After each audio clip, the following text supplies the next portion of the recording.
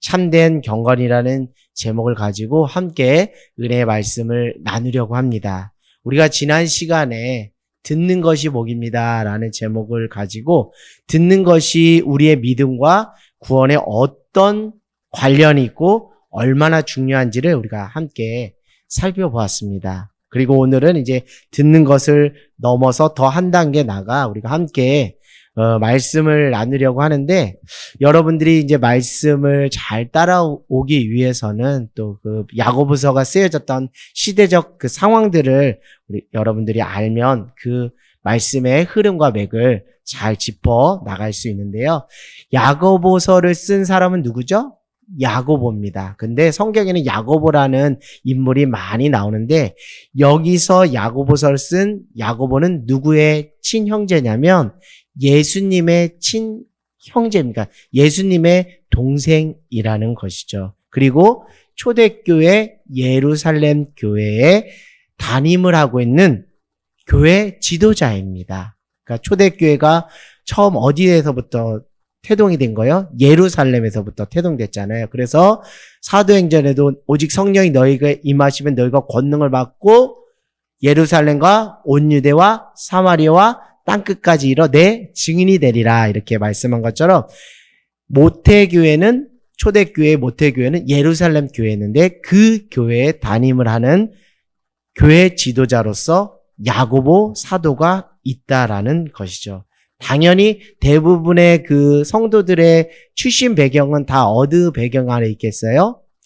이방인이겠어요? 유대인이겠어요? 유대인 출신의 기독교인들이 다수를 차지하고 있습니다. 자, 근데 초대교회 안에는 외부적으로 또는 내부적으로 여러 가지 문제들을 가지고 살아가는데, 외부적인 문제라는 것은 대표적으로 무엇이 있을까요? 로마 황제를 숭배하지 않기 때문에 로마로부터 무엇이 강하게 있었어요?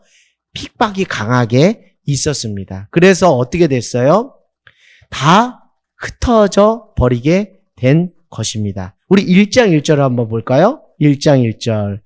하나님과 주 예수 그리스도의 종 야고보는 어떻게 한다고요? 흩어져 있는 12지파에게 문안한다. 왜 흩어지게 된 거예요? 핍박이 심하니까 예루살렘에서 또 유대에서 사마리아로 이렇게 흩어진 거예요. 자, 근데 흩어지면서 그 흩어진 성도들 안에 강력하게 무엇이 임했기 때문에 성령께서 능력으로 권능으로 역사하셔서 예수를 주라 복음을 전하는 전도자가 된 것이에요. 그러면서 핍박 가운데 도리어 무엇이에요? 믿는 자가 더하고 말씀이 흥왕하여 세력을 얻어 강력하게 구원의 역사를 알 수 있는 것이 특별히 이제 사도행전을 통해서 우리가 알 수 있는데, 그만큼 이제 쉽게 말씀드리면 예루살렘 교회에 담임하고 있던 야고보가 핍박 가운데 성도들이 다 어떻게 됐다고요? 흩어져 버린 거예요. 그러니까 같은 한 자리에서, 오늘날 같이 이렇게 같은 한 자리에서 이렇게 예배할 수가 없는 상황 가운데서, 오늘날에야 뭐 SNS를 통해서 연락을 주고받고 하지만 그때 당시에는 그런 게 돼요? 안 돼요? 안 되니까 무엇을 하죠?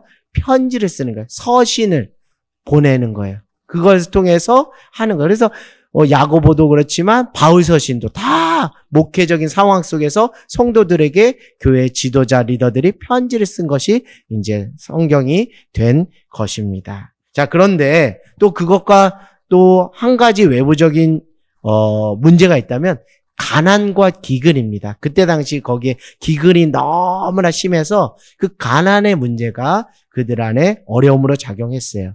그러나 야고보서는 그 외부적인 것들을 해결하는 데 포커스를 두고서 이 말씀을 기록한 것이 아니라 내부적인 것, 그러니까 흩어져 있는 성도들을 통해서 들려오는 여러 가지 이야기 속에 발견된 그 문제들을 어떻게 해결해야 될지 한 목회자가 그 목양 속에서 성도들에게 무엇을 보내는 거예요?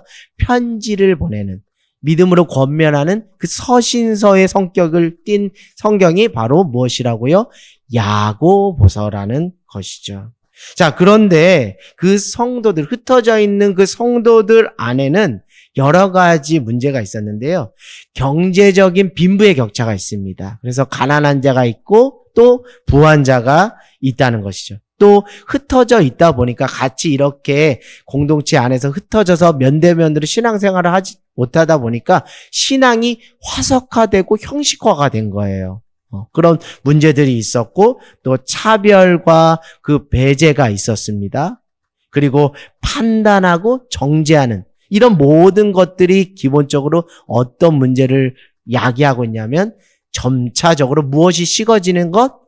사랑이 식어지는 모습을 보면서 그 흩어져 있는 성도들에게 야고보가 믿음으로 권면하며 서신을 편지를 쓴 것이 야고보서라는 것을 여러분들이 알기를 원합니다. 그런데 오늘날 그 야고보서를 오늘날 우리에게도 하나님께서 성경으로 주신 이유는 무엇이냐면 그때 당시 초대교회의 그 문제의 본질과 우리가 지금 겪고 있는 그 문제의 본질이 다르지가 않다라는 것이죠. 그 속에서 오늘날 우리가 믿음 안에서 씨름하는 그 모든 씨름 안에서 그 승리할 수 있는 영적인 원리를 야고보서를 통해서 발견할 수가 있는 거예요.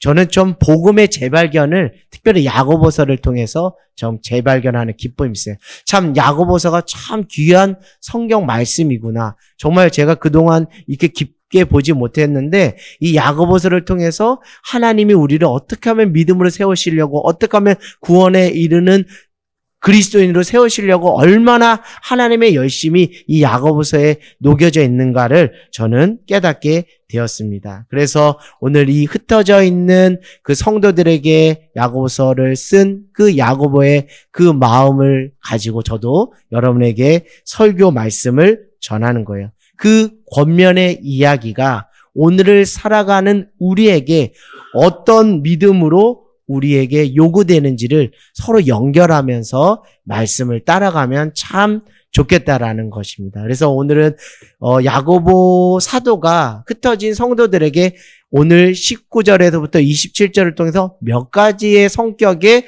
권면을 했고 그것이 오늘날 우리 성도들에게 어떻게 연결되는지를 한번 살펴보는 시간을 가져볼까 합니다. 첫 번째 권면은요. 믿음의 영역을 확장하라는 것이에요. 자, 따라해 보겠습니다. 믿음의 영역을 확장하라. 믿음의 영역을 확장하라. 아멘. 기독교 신앙은 절대 나 혼자 구원받으면 된다고 말하지 않습니다. 그렇죠? 저 죽어가는 한 영혼, 잃어버린 한 마리의 양을 하나님이 지금도 찾고 계신다라고 말씀하고 있어요.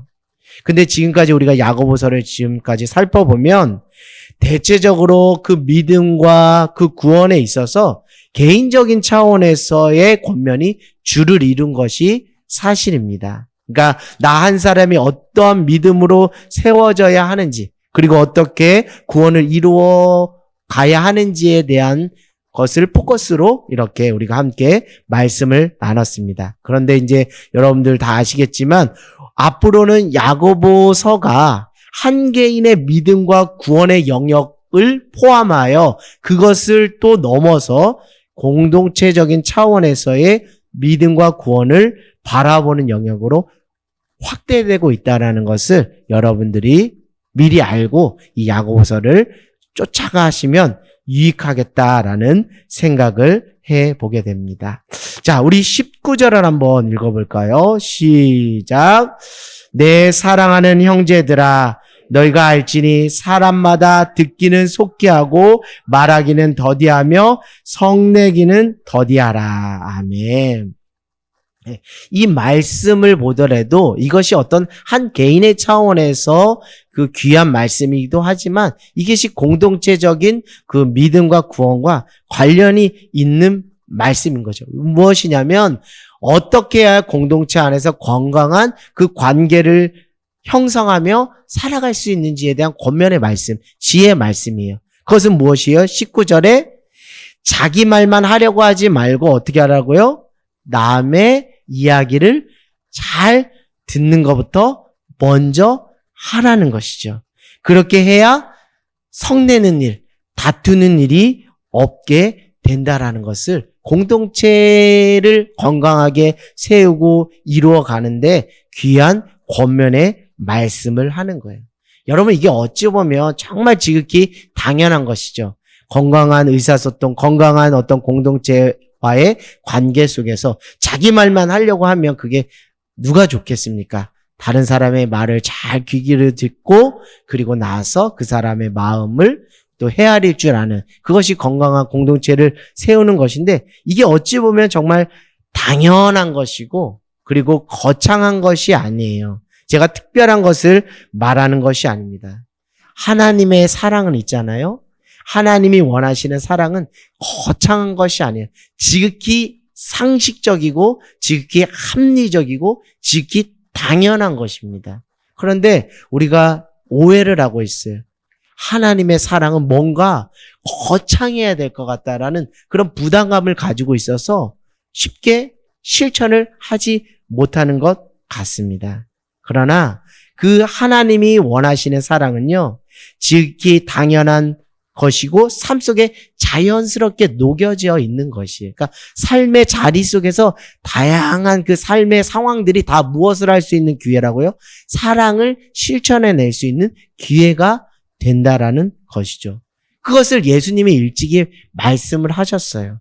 무더운 여름 목마른 사람들이 있다면, 그런 삶의 상황과 정황들이 있다면 그 자에게 무엇을 전해주라는 거예요? 시원한 냉수 한 그릇을 전해주라는 거예요. 그게 하나님이 원하시는 무엇이라고요? 사랑이라는 거예요.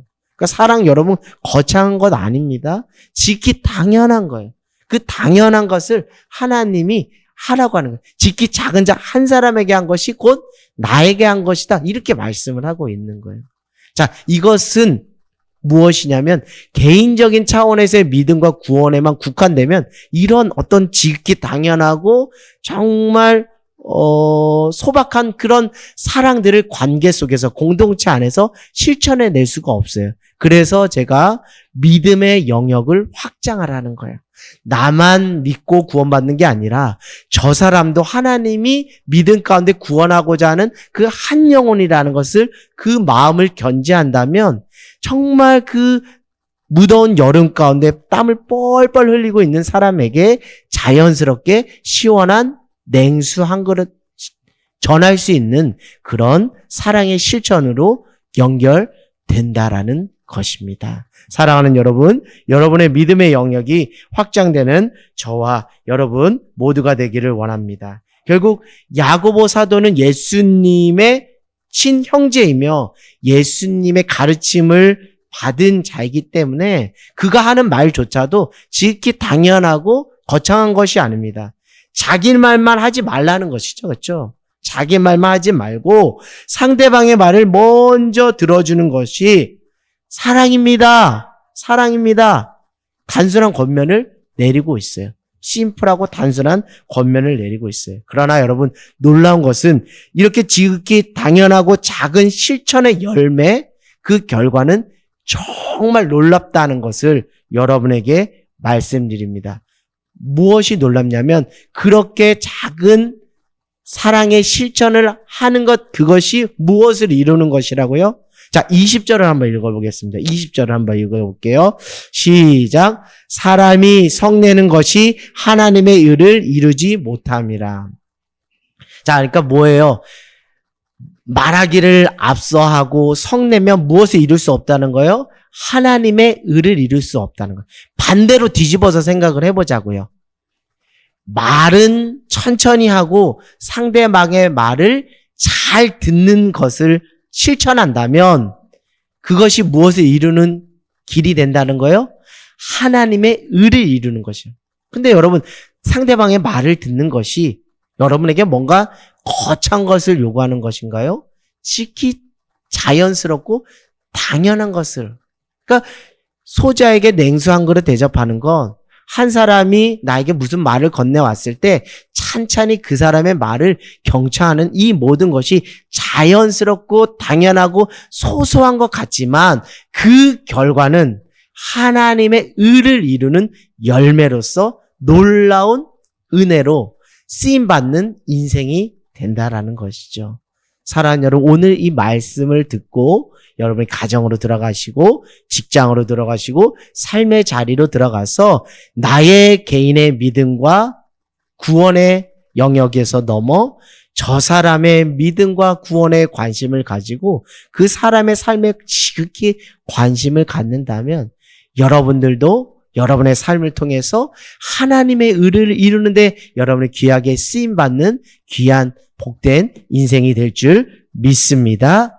할렐루야. 그래서 여러분 그 사랑 오늘 야고보서를 통해서 우리에게 권면하는 것이죠. 자, 우리가 한번 두 번째 권면입니다. 두 번째 권면. 지금 내 마음의 중심에 말씀이 심겨져 있는지를 점검하라는 거예요. 내 마음의 중심에 말씀이 심겨져 있는가.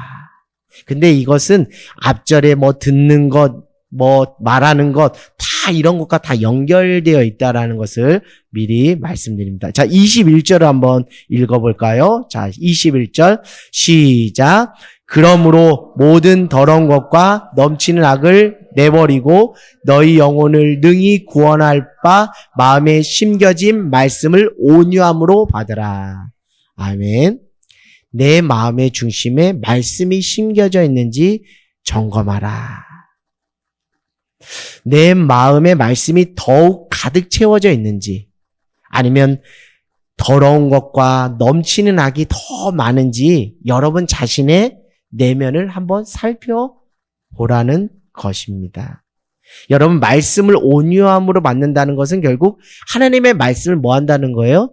듣는다는 것을 말씀드리는 것인데 어떤 자세로 말씀을 받고 말씀을 들어야 하는지에 대해서 이야기를 하는데 어떻게 받으라고요?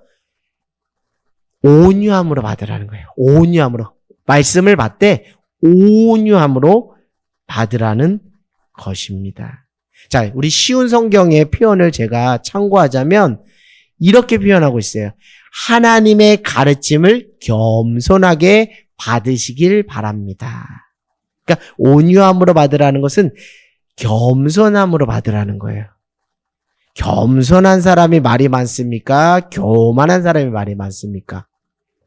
겸손한 사람이 말이 많아요? 교만한 사람이 말이 많아요? 다시 말씀드리면 겸손한 사람이 더 잘 듣겠어요? 교만한 사람이 더 잘 듣겠어요?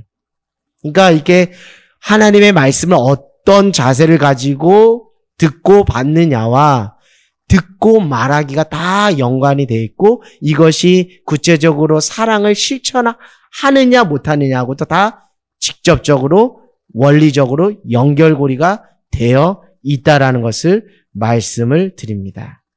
내가 잘나서 나는 하나님 말씀이든 누구 말씀이든 들을 필요가 없다는 교만한 태도가 아니라 겸손한 태도로 말씀을 받아야 그 말씀이 어떻게 된다고요? 마음에 심겨진다는 거예요. 목사님, 말씀 들으면 다 되는 거 아닌가요? 아니에요. 성경은 그렇게 말하고 있지 않아요. 영과 진리로 예배하라는 것도 다 이 맥락과 일치하는 겁니다. 온유함으로 말씀을 받으라는 거예요. 그래야 그 말씀이 어디에 남는다고요? 여러분의 마음의 심령에 새겨진다는 거예요.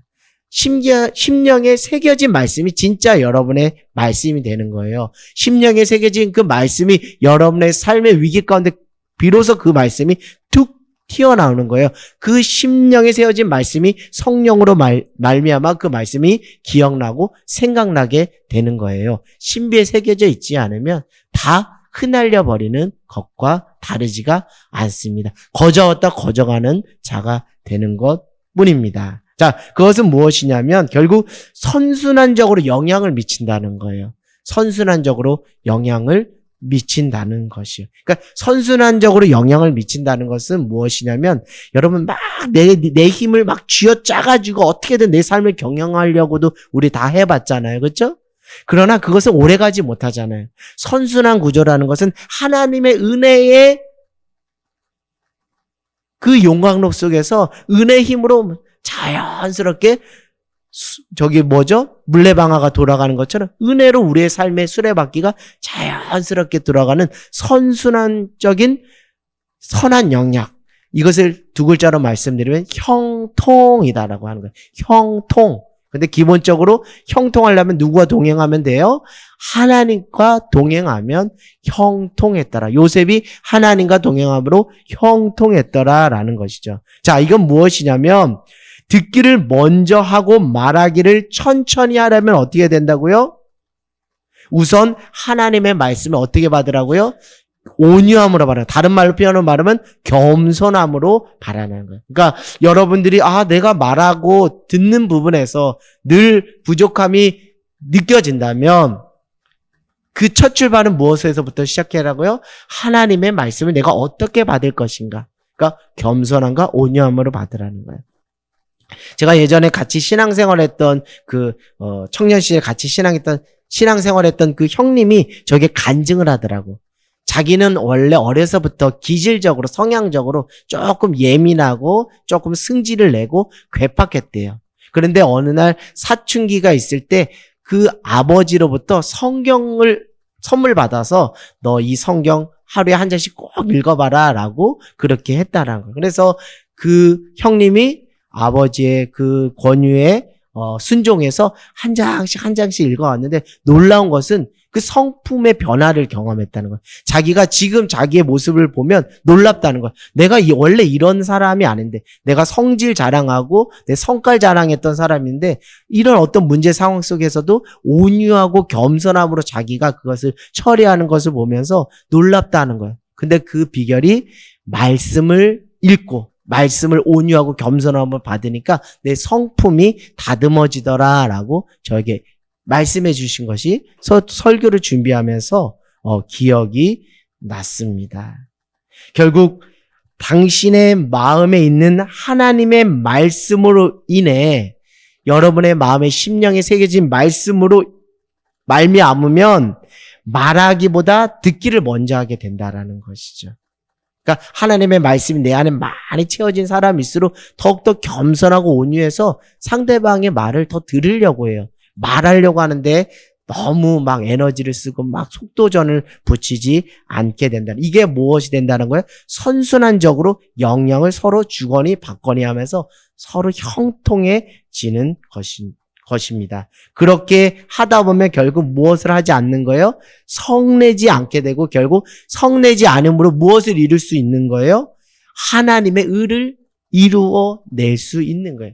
그러니까 말씀을 온유하로 받는 것, 그리고 듣는 것, 말하는 것, 이 모든 것이 결국은 성내지 아니함으로 하나님의 의를 이루어가는 것. 그러니까 여러분들 오늘 이 말씀을 듣고 또 설교 말씀을 듣는 어떤 목적적인 부분에서 분명한 목적이 생긴 거죠. 이 말씀을 온유함으로 받아서 내가 잘 살아내므로 하나님의 의를 이루는 도구로 내가 쓰임받기를 원합니다라고 기도하는 마음으로 그렇게 들으시면 참 좋겠다는 것이죠. 결국 하나님의 말씀을 겸손함으로 받는 것과 듣기를 먼저 하는 것은 서로 무엇이 되어 있다라는 거예요?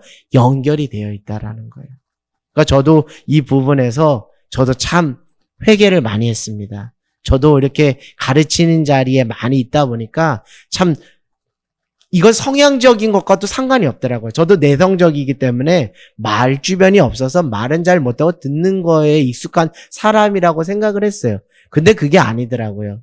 또 목회자로서 또 가르치는 자로서 계속 이게 말하는데 이게 반복적인 훈련이 되다 보니까 상대적으로 다른 사람의 말을 잘 듣지를 못하고 내 말하는데 너무 익숙한 습관이 되었던 저 자신을 보면서 이것이 어떻게 해결될 수 있을까? 근데 야고보에서 말하는 거예요. 내가 말씀을 온유함으로 받아야지.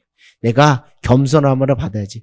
제 입장에서는 제가 말씀을 여러분에게 전할 때 온유함으로 전해야겠다. 겸손함으로 전해야겠다라는 그런 그 은혜를 저에게 하나님이 허락해 주시더라고요. 자, 이렇게 되면 여러분 어떤 은혜가 있냐면 여러분 그냥 메모만 해두세요. 베드로전서 4장 11절의 말씀이 여러분의 삶의 실제가 되는 거예요. 만일 베드로전서 4장 11절 만일 누가 말하려면 하나님의 말씀을 하는 것 같이 하고 저 사람이 말을 하는데 말하는 족족이 은혜가 되는 거예요. 말하는 족족이 품위가 느껴지는 거예요. 품격이 느껴지는 거예요. 예수님의 성품이 뿜어져 나오는 거예요. 그리스의 향기와 편지가 뿜어져 나오는 거예요. 왜 그럴까? 왜 그럴까? 하는데 그 언어의 중심에 하나님의 말씀이 있으니까 저렇게 되는구나라는 거죠. 여러분의 삶에도 누가 말하려거든 하나님의 말씀을 하는 것 같이 하는 복된 인생이 되기를 원합니다. 그래서 그 말 한마디 나눈 것을 통해서 그 사람이 은혜를 받고 하나님의 사랑을 경험하고 나도 교회 나가봐야지 하는 그런 놀라운 구원의 역사로 여러분이 귀하게 쓰임받기를 주님의 이름으로 간절히 소망합니다.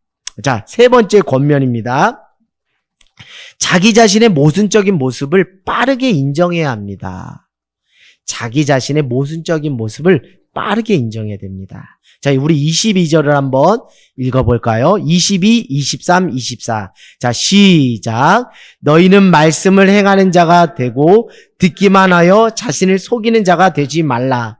누구든지 말씀을 듣고 행하지 아니하면 그는 거울로 자기의 생긴 얼굴을 보는 사람과 같아서 제 자신을 보고 가서 그 모습이 어떠했는지를 곧 잊어버리거니와. 그러니까 22, 23, 24절을 보면 자기 자신의 모순적인 모습이 발견되는 것이죠. 우리가 말씀을 모릅니까? 우리가 말씀을 안 들었어요? 우리가 성경을 안 읽었어요? 다 읽잖아요. 읽고 듣고 보잖아요. 근데 우리의 행실이 그렇게 말씀처럼 뒤따르지 못하는 자기 모순적인 삶이 우리 안에 있다라는 거예요. 그것을 감추려고 하지 마세요. 자기 방어 기제를 치려고 하지 마세요. 그냥 빠르게 인정하는 것이 중요하다라는 것을 말씀을 드립니다. 설교를 전하는 저도 이 부분에 있어서는 저도 자유할 수가 없기 때문에 저도 인정합니다. 여러분 앞에 또 하나님 앞에 저 자신도 모순 덩어리 또 이중성의 노예 가운데 살아가는 것이 저의 삶이라는 것 여러분들에게 인정하고 하나님께 시인하고 고백합니다. 이는 말씀을 듣기는 한다는 거죠. 그렇죠? 22절에 보니까 듣기만 하여 말씀을 행하는 자가 되고 듣기만 하여 자신을 속이는 자가 되지 말라. 그러니까 듣기는 듣는데 말씀을 행하는 데까지는 못 가는 우리의 모습이 모순적인 모습이 있다라는 거예요. 23절에 누구든지 말씀을 듣고 행하지 아니하면 어떤 자라는 거예요? 거울로 자기의 생긴 얼굴을 보고 뒤돌아서 내 얼굴에 뭐가 묻었는지 내 얼굴이 잘 이렇게 됐는지도 새까맣게 뭐 하는 거라고? 잊어버리는 거예요.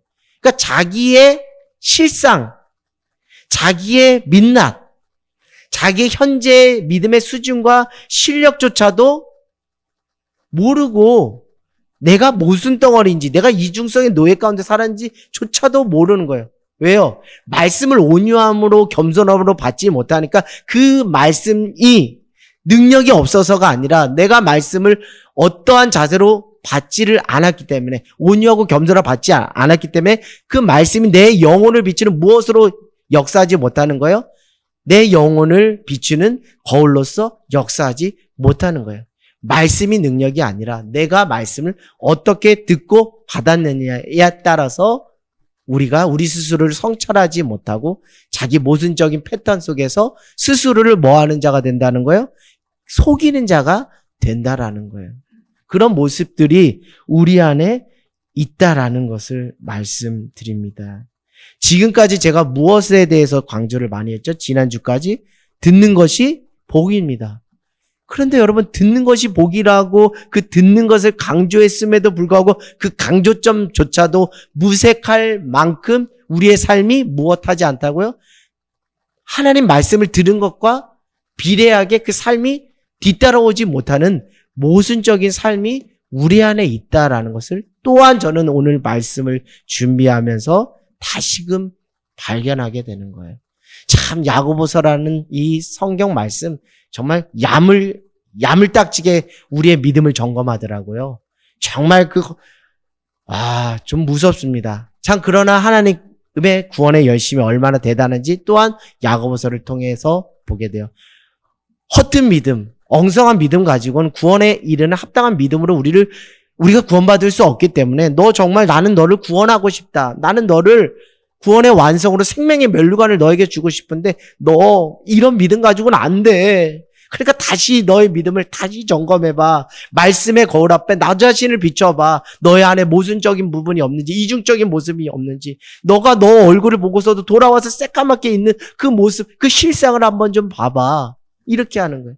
얼마나 하나님 우리를 구원하시고 싶으면 이렇게 하시면 야물딱지게 아주 이렇게 이야기하실까라는 생각을 해보게 됩니다. 우리는 듣는 것을 단순히 기계적이고 형식적으로 듣고 있지 않았는지를 한번 보라는 것이요. 제가 첫 번째 권면했듯이 믿음의 확장성을 키우라고 말씀을 드렸잖아요. 그것은 다시 말씀드리면 듣기의 확정성을 키우라는 것과 다르지가 않다라는 거예요. 그건 무엇이냐면 듣는다고 해서 진짜 문자 그대로 이렇게 듣고 끝나버리면 안 된다는 거예요. 이게 듣는 것이 어디에 새겨질 때까지, 우리의 심령에 새겨질 때까지 온유함으로 또 겸손함으로 받으라는 거예요. 나 그 말씀 아는데요? 나 그거 어떤 의도의 어떤 뜻이고 어떤 맥락에서 하시는 말씀이 다 아는데요? 저는 몰라서 말씀을 또 전하는 겁니까? 그렇지가 않잖아요. 여러분, 온유함, 어떤 말씀이든지 예전에 들었던 말씀이라도 누가 전했던 말씀이라도 온유함으로 그 말씀이 우리 심령에 새겨질 때까지 그걸 들어야 그 말씀이 용수철이 탁 뛰어나와서 듣는 만큼 삶이 뒷받침되는 것이라는 것입니다. 그만큼 다시 처음으로 돌아가서 어떻게 지난번엔 원론적인 듣는 것이 복입니다라고 이야기했다면 오늘은 더 구체적으로 어떻게 들을 것인가라는 부분을 또 한번 여러분 믿음의 차원에서 구원의 차원에서 점검해 보시라는 것이죠. 어떻게 하나님의 말씀을 듣고 저렇게 행동할 수가 있어? 하나님의 말씀을 몇 독했다면서 어떻게 저렇게 행동할 수 있어? 라고 손가락질 할 수 있는 사람은 아무도 없다라는 거예요. 우리 다 이중성의 노예 가운데 있고 자기 모순의 늪에 빠져 있기 때문에 우리 누구도 손가락질 할 수 없어요. 죄 있는 자가 먼저 돌로 치라고 하신 예수님 말씀이 뜨끔하게 생각나는 밤입니다. 이미 우리 안에 모순적인 모습이 있다는 것을 인정하는 것이 더 필요하지 않을까라는 생각을 더 해보게 됩니다. 하나님의 말씀이 능력이 없어서 변하는 것이 아니라, 변화가 없는 것이 아니라 우리가 하나님의 말씀을 듣는 태도나 자세가 잘못되었기 때문인 것이죠. 결론적으로 말씀드리면 말씀을 듣기는 하지만 마음에 심겨져 있는 말씀이 없기 때문에 듣는 만큼, 그 말씀을 듣는 만큼 삶이 뒤따라오지 못하다는 거예요. 그래서 말씀을 온유함으로, 겸손함으로 듣는 것이 정말 중요하다라는 것이죠. 결국 하나님의 말씀이 마음에 심겨지지 않고 그냥 한 귀로 듣고 한 귀로 흘린다면 인간은 결국 그 결과는, 그 삶의 열매는 자기 모순적인 모습밖에 드러낼 수밖에 없는 삶이 아닐까라는 생각을 해보게 됩니다. 그런데 여러분, 우리는 그래도 은혜가 되는 거예요. 매일 말씀을 거울 삼아서 내가 모순적이구나, 이중적이구나 이거 알잖아요. 그러나 정말 이 말씀 앞에 나가지 못한다면 자기 스스로 모순적인 모습조차도 모르고 살아가는 경우가 많다라는 거예요. 그래서 23절, 24절 누구든지 말씀을 듣고 행하지 않으면 그는 거울로 자기의 생긴 얼굴을 보는 사람과 같아서 24절 제 자신을 보고 가서 그 모습이 어땠는지 곧 잃어버리거니와 이렇게 된다라는 거예요. 그래도 오늘 하나님께서 우리에게 은혜를 주시고 긍휼의 기회를 주셔서 다시 한번 내 얼굴, 내 영혼을 들여다볼 수 있는 기회를 주신 것이 얼마나 감사하겠냐는 것이죠. 결국 말씀을 계속 듣기만 하고 마음에 새기지 않는다면 말씀을 실천하지 못하는 그 악순환만 계속되는 거예요. 결국 신앙의 연수만 계속 차는 거예요. 영혼의 변화가 없이 계속 그렇게 되는 거예요. 그래서 오늘 정말 야고보서 정말 야물딱지게 우리에게 정말 권면하고 있구나라는 생각을 합니다. 그러면서 예수님이 하신 말씀의 기초에서 야고보서도 기록되어 있는 거예요. 왜요? 야고보는 예수님의 친형제며 자신을 종이라고 표현하고 있고 그 가르침을 이어받은 자이기 때문에 예수님이 이렇게 하잖아요. 나더러 주여 주여 하는 자마다 다 천국에 들어갈 것이 아니요. 다만 하늘에 계신 내 아버지 뜻대로 행하는 자라야 들어갈 수 있다라고 마태복음 7장 21절에 이야기하고 있어요. 자, 오늘 제가 이 마당에 이런 말씀을 하는 것은 여러분에게 이런 은혜를 구해보시라고 말씀을 드린 거예요. 우리는 하나님의 긍휼의 은혜를 이미 얻은 자입니다. 이미 입은 자예요. 십자가를 통해서 그 긍휼의 은혜를 입었어요. 그러나 여러분, 그 이미 얻은 긍휼의 은혜도 있지만 우리가 오늘 우리의 이중적이고 모순적인 이 모습에 대해서조차도 하나님께 긍휼의 은혜를 구해보기를 원합니다. 주여 나의 모습을 아시오니 나를 불쌍히 여겨 주시옵소서. 나의 모순적 이중적인 모습을 주님이 너무나 잘 아시오니 다른 사람에게는 내 모습을 감추려고 잘 연기하고 감추는 데는 성공했을지 몰라도 주님은 제 중심을 다 아시잖아요. 이런 나의 모습을 불쌍히 여겨 주십시오. 긍휼히 여겨 주십시오라고 시인하고 자백하고 하나님 앞에 긍휼의 기도를 올려드리면 참 좋겠다라는 생각을 합니다. 요한일서 1장 9절 우리 하나님 이렇게 긍휼의 은혜를 구하며 하나님께 기도하면 요한일서 1장 9절 만일 우리가 우리 죄를 자백하면 그는 미쁘시고 의로우사 우리 죄를 사하시며 우리를 모든 불의에서 깨끗하게 하실 것이요. 그 하나님의 긍휼의 은혜를 오늘 구함으로 이 말씀의 은혜가 오늘 밤에 여러분의 삶에 여러분의 심령에 임하기를 원합니다. 자, 우리 네 번째 권면. 믿음의 실체가 있는지, 믿음이 있다는 것이 삶으로 증거되는 열매가 있는지를 한번 점검해 보시라는 것입니다. 자, 25절을 한번 읽어볼까요? 자, 25절 시작. 자유롭게 온전한 율법을 들여다보고 있는 자는 듣고 잃어버리는 자가 아니요 실천하는 자니 이 사람은 그 행하는 일에 복을 받으리라. 아멘. 자유롭게 하는 온전한 율법을 들여다보고 있는 자는 무엇이냐면 복음으로 거듭난 자예요. 성령으로 거듭난 자예요. 회심한 자예요. 참된 리얼 크리스찬인 거예요. 그런 자는 듣고 잃어버리는 자가 아니라 무엇하는 자라고요? 실천하는 자라는 거예요. 말씀을 따라 해가는 자라는 거예요. 그런 자는 어떤 은혜가 있다는 거예요? 이 뒤에가 참 저는 은혜가 됐는데 이 사람은 듣고 실천하는 이 사람은 그 행하는 일마다 무엇을 받는다는 거예요? 복을 받는다는 거예요. 그가 행하는 일마다 복을 받는다는 거예요. 그러니까 뭐예요? 잘 하나님의 말씀을 온유하고 겸손으로 잘 받아서 그 말씀을 심령에 새겨서 그 말씀 따라 실천하는 자에게는 하나님께서 무엇을 주신다는 거예요? 복을 주신다는 거예요. 그런데 거꾸로 되면 될까 안 될까요? 안 돼요.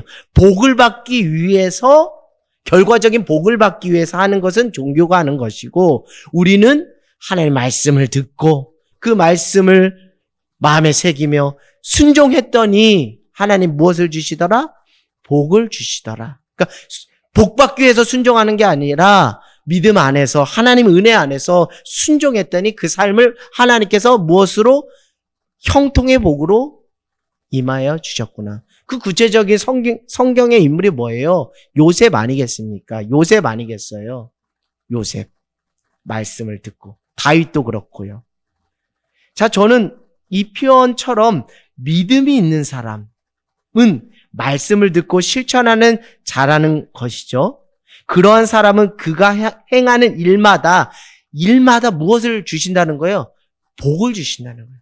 근데 그 복에서 저는 구체적으로 제가 아마 소망하는 복일 수도 있겠지만 하나님이 때마다 일마다 그것을 감당할 수 있는 지혜와 능력을 주신다는 거예요. 참 제 개인의 성정과 능력으로는 그걸 못하거든요. 근데 하나님 말씀을 듣고 그냥 순종함으로 실천해 나갔더니 하나님께서 지혜를 쏟아부어 주시는데 놀랍게 쏟아부어 주시네요. 요셉처럼요. 다니엘처럼요. 쏟아부어 주시네요. 왜? 그 하는 모든 일이 누가 기뻐하시는 거기 때문에 하나님이 기뻐하지. 왜? 그 말씀으로 시작할 말씀으로 마치니까 하나님이 아니 기뻐할 수 없기 때문에 그 기뻐하는 자에게 복을 쏟아부어주지 않겠어요? 그러니까 인생의 형통함이 자기 스스로의 노력으로 그 형통함의 복을 창출해내려고 할 필요가 전혀 없고, 여러분의 삶의 형통한 복에 기름진 그 삶을 살기 위해서는 말씀을 떠나서는 그것이 어렵다는 것을 다시 한번 여러분에게 말씀을 드리는 것이에요. 결국 여기서 형통의 원리, 진정한 복이 무엇인지를 우리가 발견할 수 있는 거예요. 그래서 우리 젊은이 세대, 우리 다음 세대, 우리 어려서부터 말씀을 가까이 한다는 것이 그 한 인생에 얼마나 큰 영향을 미치고 있는지, 그 복된 인생으로 그 삶을 인도하고 있는지를 알기를 원하는 것이죠. 왜요? 하나님 기뻐하신 뜻을 그 자녀가 행하고 있는데 하나님이 그냥 하고 뒷짐질 하나님 아니죠. 그의 삶에 복을 주시고 또 형통의 은혜로 허락해 주신다는 거예요. 오늘 이 찬양처럼 말이죠. 하나님의 마음이 있는 곳에 내 마음이 있으면, 하나님의 뜻이 있는 곳에 나의 뜻이 있으면 그 하는 일마다 무엇을 부어주시지 않겠냐고요? 복을 부어주시지 않겠냐는 것이죠. 하나님 마음을 받으자고요. 하나님의 뜻을 발견하자고요. 무엇을? 하나님의 말씀을 들으면서 말이에요. 그러니까 오늘 말씀을 제가 전하지만 이 말씀을 통해서 여러분 하나님의 마음이 어디 있는지, 하나님의 뜻이 어디 있는지를 발견하시고 그 뜻대로 그 마음대로 순종하는 저와 여러분 모두가 되기를 원합니다. 자, 우리 5번째 권면은요. 하나님이 기뻐하시는 뜻은 사랑임을 잊지 마세요. 하나님이 기뻐하시는 뜻은 사랑임을 잊지 마세요. 그리고 그 사랑은 앞전에도 말씀드렸듯이 추상적이지 않고 실제적이고 구체적인 실천입니다. 이것이 무엇입니다? 참된 경건입니다. 이것을 흩어져 있는 성도들에게 야고보 사도가 권면을 하는 거예요. 왜요? 그 공동체 안에 사랑이 식어져 있는 모습을 그가 들어서 이렇게 이야기를 하는 거예요. 자, 26절 한번 읽어보겠습니다. 시작. 누구든지 스스로 경건하다 생각하며 자기 혀를 재갈 물리지 아니하고 자기 마음을 속이면 이 사람의 경건은 헛것이라. 그러니까 26절에 발견된 하나님이 기뻐하시는 뜻은 무엇이에요? 말을 하더라도 잘하라는 거예요. 말을 하더라도 함부로 하지 말라는 거예요. 여러분 이거 뭐 어려운 얘기하는 겁니까? 당연한 얘기하는 거잖아요. 거창한 얘기하는 거 아니잖아요. 지극히 상식적이고 합리적인 얘기를 하는 거잖아요. 그래서 사랑은 추상적이지 않고 실질적이고 구체적이라는 것을 말씀을 드리는 거예요. 그러기 위해서 제가 방금 또 미리 언급해 드렸듯이 어떻게 하는 게 먼저 전제돼야 된다고요? 하나님의 말씀을 온유하고 겸손함으로 받고 듣는 것이 먼저가 돼야 된다는 것을 또 재차 말씀을 드립니다. 말을 너무 많이 하고 말이 너무 앞서면요. 26절의 표현처럼 자기 마음조차 속일 정도로 진실한 말이 나오지 않는다는 거예요. 여기 뭐 있죠? 자기 혀를 재갈 물리지 아니하고 자기 마음을 속이면 이 사람의 경건은 헛된 것이다. 그러니까 말이 막 앞서는 사람이 있잖아요. 저도 그럴 때 있는데 그러다 보면 자가당착에 빠지는 거예요. 내가 무슨 정신으로 어떤 말을 내뱉었는지도 모를 정도로 자기가 자기 스스로를 속인다니까요. 자기 스스로 그 말에 진정성이나 진실함이 전혀 묻어나지 않는 거예요. 자기 마음을 속이게 되는 거예요. 그렇기 때문에 여러분 19절로 다시 돌아가면 듣기를 뭐하고 속히하고 말하기를 더디하고 성내기를 더디하라고 하시는 게 다 이유가 있는 것입니다. 말 한마디로 우리는 사람을 살기도 하지만 말 한마디로 사람도 죽이기도 해요. 앞서 말씀드렸듯이 베드로전서 4장 11절 누가 말하려거든 하나님 말씀하는 것처럼 누군가에게 말을 한다면 당신은 하나님이 기뻐하시는 사랑을 이미 실천하고 계신 것입니다.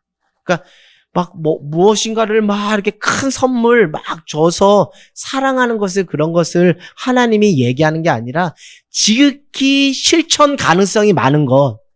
우리가 말하고 살잖아요. 우리가 듣고 살잖아요. 이거 실천 가능성이 그 장벽이 높은 거 아니잖아요. 우리가 한두 사람하고 일상적인 대화를 하고 듣고 말하고 하는 거 하잖아요. 그 삶의 맥락과 상황 속에서 어떻게 하면 사랑을 실천할 수 있는지를 이야기해 주는 거예요. 그러니까 자녀의 말에 귀 기울여주고, 또 배우자의 말에 귀 기울여주고, 이런 모든 것들이 하나님이 기뻐하시는 사랑을 이미 실천하고 계신 거예요.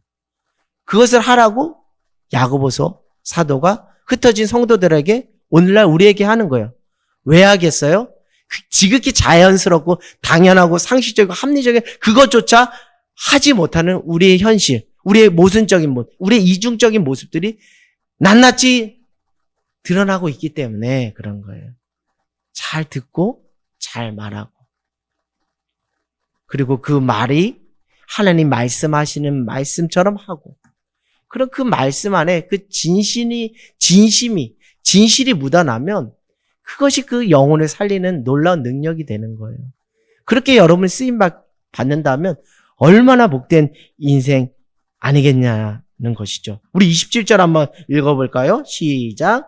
하나님 아버지 앞에서 정결하고 더러움이 없는 경건은 곧 과업을 그 환난 중에 돌보고 또 자기를 지켜 세속에 물들지 아니하는 그것이라. 그러니까 27절에서 말하는 하나님 사랑은 그 추상적인 게 아니에요. 무엇입니까? 고아와 과부, 환난 가운데 있는 자들 발견했다면, 보았다면 그 사람들을 품으라는 거예요. 추상적이지 않고 실질적이고 구체적인 실천으로서 열매가 있는지를 한번 보라는 거예요. 제가 배경적인 설명을 초반절에 좀 했듯이 로마의 박해를 피해 흩어진 예루살렘 성도들 안에는 기근과 가난이나 실질적인 삶의 문제가 있었다고 말씀드렸어요. 근데 그 속에는 어떤 성도가 있다고요? 우리가 지난번에도 다 말씀 나눴죠. 자, 우리 한번 볼까요? 9절 10절입니다. 자, 9절 10절 한번 볼게요. 시작. 낮은 형제는 자기의 높음을 자랑하고 부한 자는 자기의 낮아짐을 자랑할지니 이는 그가 풀의 꽃과 같이 지나갑니다. 이건 무엇이냐면 초대교회 성도들 안에도 빈부에 무엇이 있었다고? 격차가 있었다는 것입니다. 부한 성도가 있는가 하면 가난한 성도가 있었다는 거예요. 그런데 부한 성도들이 가난한 성도들의 삶을 돌보지 않고 차별한다는 모습이 야고보 사도의 귀에 들리기 시작한 거예요. 그래서 이런 권면을 아니할 수가 없었던 거예요. 9절과 10절. 왜 이렇게 나왔지?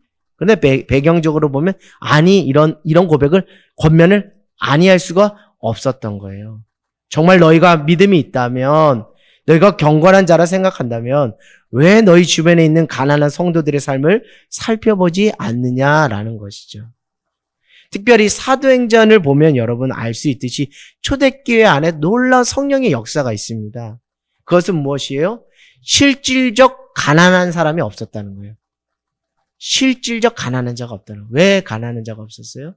성령께서 강력하게 역사하셔서 그 부한 자들이 자신의 소유를 팔아서 가난한 자들의 무엇을? 필요를 채워주는 역사가 사도행전에 나오고 있어요. 근데 그것을 안타깝게도 그 성령의 역사를 거부하고 성령을 회방한 자가 있죠. 아나니아와 삽비라.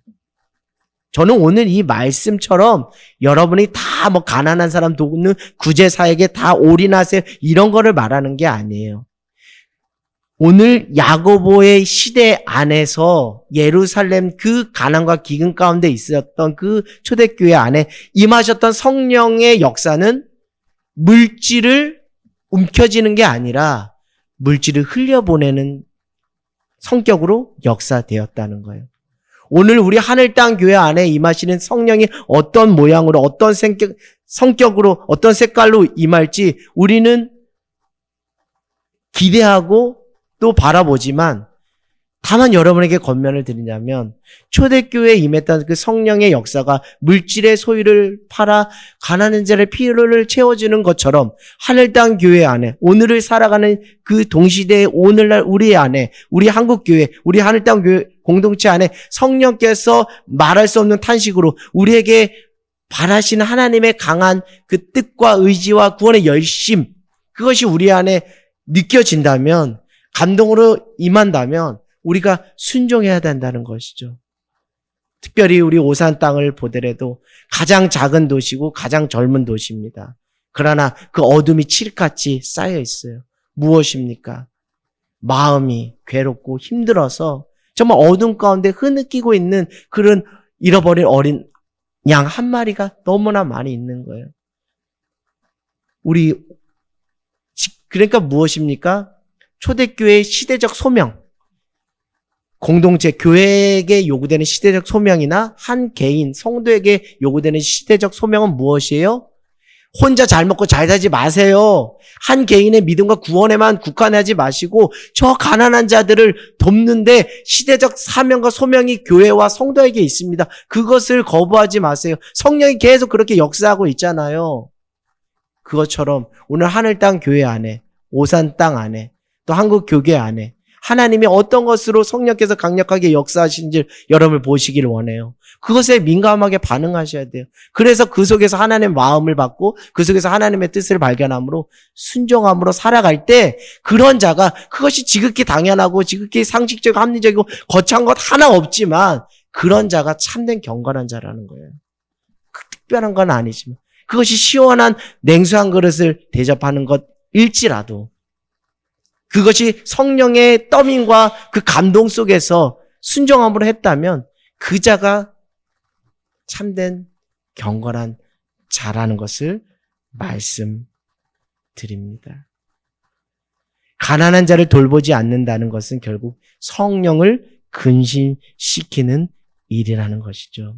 사랑하는 여러분, 야고보 사도는 27절 말씀 끝에 다시 처음으로 돌아가서 자신의 영혼을 살피라고 말씀하고 있어요. 우리 한번 27절 끝절을 한번 보겠습니다. 또 거기서부터 또 자기를 지켜 세속에 물들지 아니하는 그것이니라. 이게 무엇이라고요? 참된 경건이라는 것. 앞에 고아와 가부를 돕는 것과 또 자기를 지켜 세속에 물들지 않는 게 참된 경건이다라는 거예요. 저는 이것이 자기 영혼을 살피라는 그 하나님의 말씀이 건강한 긴장감으로 느껴졌습니다. 조화와 균형의 영성을 추구하라는 말씀으로, 권면의 말씀으로 익혀졌어요. 자기를 지켜 세속에 물리지 아니하는 그것이라. 다른 한 영혼을 돌보는 것이 곧 나를 돌보는 것이고, 나를 돌보는 것이 곧 다른 영혼을 돌보는 것. 이게 별개가 아니라 하나로 일치되는 조화와 균형 있는 영성을 소유하라는 것이죠. 그러려면 믿음의 영역이 확장돼 있어야 돼요. 나 개인의 믿음과 구원에만 국한돼 있으면 이런 균형과 조화, 건강한 긴장감의 영성이 여러분들 안에서 실현될 수가 없습니다. 이것은 예수님께서 많은 사역을 하신 후 홀로 한적한 곳에 나가 하나님께 기도하신 장면을 떠오르게 하는 것이죠. 예수님은 다른 영혼을 돌보는 것과 자기 자신의 영혼을 돌보는 것 속에서 조화와 균형을 추구하셨어요. 그래서 사역의 그 형통의 원리가 그 예수님의 공생의 사역에 묶여져 있는 거예요. 이것은 뭐 여러분에게만 하시는 말씀이 아니라 어찌 보면 목회자인 영혼을 돌보는 목양하는 그 사명을 감당하는 분들이 더 명심해야 될 것 같은데요. 개인적인 차원의 믿음과 구원이 어떻게 되라는 거예요? 공동체 안에서 사랑의 실천으로 열매에 맺어지기를 하나님은 원하신다라는 거예요. 나 믿음 있어요. 나 구원에 이르는 합당한 믿음을 지금 자라가고 있어요. 그럼 그게 뭔데? 그거 좀 보여줘. 그럼 그것이 어떻게 된다고요? 공동체 안에 사랑의 실천의 열매로서 보여져야 된다라는 거예요. 그게 참된 믿음이고 참된 경건이라는 거예요. 그것이 상황과 맥락 속에서 성령께서 다양한 형태와 방식을 통해서 색깔을 통해서 다양하게 나타난 것은 다양성은 있지만 말입니다. 그것이 또한 자신의 믿음과 구원을 이루어 나가는데 유익한 방향으로 잘 실천되어져 가기를 소망한다라는 것입니다. 사랑하는 여러분, 오늘도 하나님은 여러분에게 큰 거 바라시지 않으세요. 지극히 작은 것.